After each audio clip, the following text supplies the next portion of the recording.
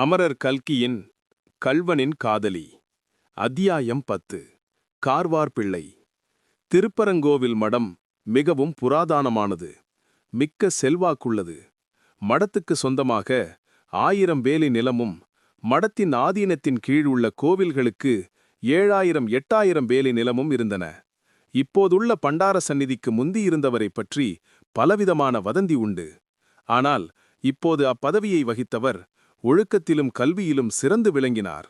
மடத்தின் நிர்வாகத்தில் உள்ள ஊழல்களையெல்லாம் போக்கவும், மடத்தின் சொத்துக்களை சமய வளர்ச்சி, கல்வி வளர்ச்சிக்காக பயன்படுத்தவும் பெரும் முயற்சி செய்து கொண்டிருந்தார். இந்த முயற்சிகளையெல்லாம் அதிகம் பயன்படாதபடி செய்து கொண்டிருந்த புண்ணியவான் ஒருவர் அந்த மடத்தில் இருந்தார். அவர்தான் கார்வார் பிள்ளை.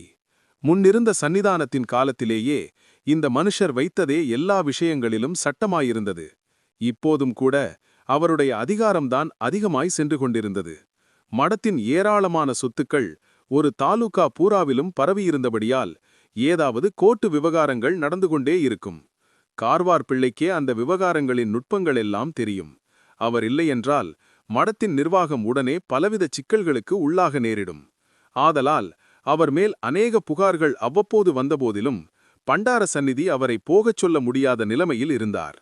அப்பேற்பட்ட திருப்பரங்கோவில் மடத்தில் சர்வாதிகாரம் நடத்திய மகா லாள் ஸ்ரீ கார்வார் பிள்ளையை இதோ பார்த்து கொள்ளுங்கள்.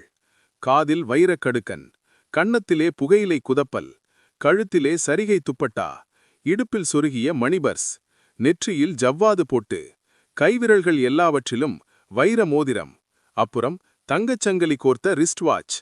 இத்தகைய அலங்காரத்துடன் இதோ இளந்தொந்தி விழுந்து தலையில் இளநரை கண்டு விளங்குகிறவர்தான் கார்வார் பிள்ளை.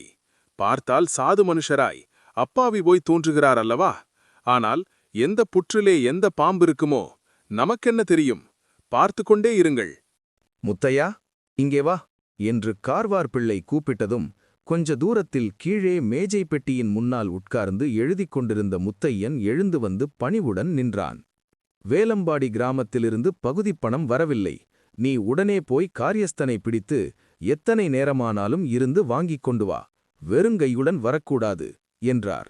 முத்தையன் தயக்கத்துடன், 10 நாள் கணக்கு எழுத வேண்டியது பாக்கி இருக்கிறது, வேறு யாரையாவது என்பதற்குள், எல்லாம் நாளைக்கு எழுதலாம் போ, சும்மா மேஜை பெட்டியின் முன்னால் உட்கார்ந்து தூங்கிக் கொண்டிருந்தால் எப்படி எழுதியாகும் என்று எரிந்து விழுந்தார் கார்வார் பிள்ளை. முத்தையன் மேஜை பெட்டியில் கணக்குகளை எடுத்து வைத்துவிட்டு கிளம்பினான். ஊரின் 1 கோடிக்கு வந்ததும் மத்தியானம் சாப்பிடும்போது அபிராமி தேம்பித் தேம்பி அழுது கொண்டு நின்ற தோற்றம் அவன் மனக்கண்ணின் முன்பு வந்தது. அவனுடைய நடையின் வேகம் வர வரக் குறைந்து கடைசியில் சற்று தயங்கி நின்றான். பிறகு வீட்டுக்குப் போய் அபிராமிக்கு ஆறுதல் வார்த்தை சொல்லிவிட்டு தான் அன்று மாலை திரும்பி வர நேரமாகும் என்று தெரிவித்துவிட்டு போவதுதான் சரி என்று நினைத்தான்.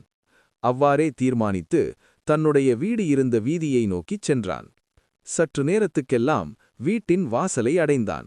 அச்சமயம் உள்ளே ஐயோ ஐயோ என்று அபிராமியின் தீனமான குரல் கேட்கவே அவனுடைய உடம்பெல்லாம் மயிர்கூச்சிரிந்தது. ஓடிப்போய் கதவை திறக்க முயன்றான். கதவு தாழிட்டிருந்தது. ஜன்னலண்டை சென்று பார்த்தான். உள்ளே கூடத்தில் அவனுடைய கண்விழிகள் தெரிந்து விழுமாறு செய்த பயங்கர காட்சி ஒன்று தென்பட்டது. கார்வார் பிள்ளை அபிராமியினுடைய மேலாடையின் தலைப்பை கையில் பிடித்துக் கொண்டிருக்கிறார். அபிராமி ஐயோ ஐயோ என்று பரபரப்புடன் அவரிடமிருந்து ஓட முயல்கிறாள். அப்போது முத்தையனுக்கு உடம்பு நடுங்கிற்று. அவனுடைய தேகத்திலிருந்த இரத்தத்தில் ஒவ்வொரு துளியும் கொதித்தது. அடுத்த நிமிஷம் அவன் வீட்டு வாசலில் போட்டிருந்த பந்தல் காலை பிடித்துக்கொண்டு கூரையின் மேல் ஏறினான். 2 பாய்ச்சலில் தாவிச் சென்று வீட்டின் முற்றத்தில் குதித்தான். அவனுடைய உடம்பில் அப்போது 1000 யானைகளின் பலம் உண்டானது போலிருந்தது. ஒரே தாவலில் கார்வார் பிள்ளை அண்டையில் சென்று அவர் கழுத்தை பிடித்து ஒரு தள்ளு தள்ளினான். பிள்ளை சுவரில் மோதிக்கொண்டு கீழே விழுந்தார். அவருடைய தலையை சுவரில் இன்னும் 4 மோது மோதினான். பிறகு காரை பிடித்து தரதரவென்று இழுத்து கொண்டு வந்து வாசற்படிக்கு வெளியே தள்ளினான். அபிராமி கூடத்து தூண் ஒன்றை பிடித்துக்கொண்டு நின்றாள். அவளுடைய உடம்பு இன்னும் நடுநடுங்கிக் கொண்டிருந்தது. முத்தையன் அவளை ஏறிட்டு பார்க்கவும் முடியாதவனாய் தாழ்வாரத்தில் முன்னும் பின்னுமாய் நடந்து கொண்டிருந்தான். அபிராமி தேம்பிக் கொண்டே, அண்ணா, பூங்குளத்துக்கே நாம் திரும்பிப் போய்விடலாம், இங்கே இருக்க வேண்டாம் என்றாள். முத்தையன் ஒரு நிமிஷம் நின்று யோசித்துவிட்டு கதவை தாழ்பால் போட்டுக்கொண்டு, கொஞ்சம் நேரம் ஜாக்கிரதையாயிரு அபிராமி, அந்த பாவியை இப்படியே விட்டுவிட்டு போகக்கூடாது, இன்னும் எத்தனை பேருடைய குடியை கெடுப்பானோ யார் கண்டது? நான் போய் சந்நிதானத்தில் சொல்லி முறையிடப் போகிறேன். அந்த அநியாயத்துக்கு ஏதாவது பரிகாரம் உண்டா இல்லையாவென்று பார்த்துவிடுகிறேன் என்று சொல்லிவிட்டு வாசலை நோக்கி நடந்தான்.